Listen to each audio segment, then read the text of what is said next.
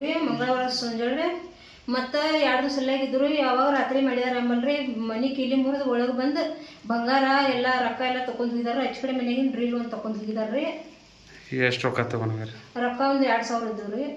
ಬಂಗಾರ ಒಂದು 3 ತೊಲೆ ಐತ್ರಿ. ಎಲ್ಲ ಅರಿಗಳೆಲ್ಲ ಇಸ್ಕಿ ಮಾಡಿ ಎಲ್ಲ ಡಬ್ಬಿಗಳೆಲ್ಲ ತೆಗೆದು ಹಿಂಗೆ ಮಾಡಿ ಹೋಗ್ಯಾರ ರೀ. ಎತ್ತರಾಗಿತ್ತು ರೀ ಅದು?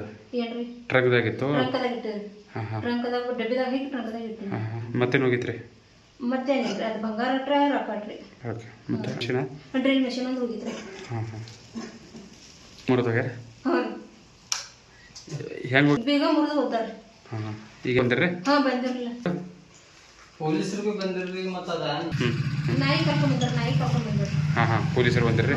ಪೊಲೀಸ್ ಗಾಡಿ ಬಂದಿದ್ರಿ. ನಾಯಿ ಕರ್ಕೊಂಡ್ ಬಂದಿರು. ಅವರೆಲ್ಲ ಚೆಕಿಂಗ್ ಮಾಡ್ಕೊಂಡು ಹೋಗಿದಾರ್ರಿ.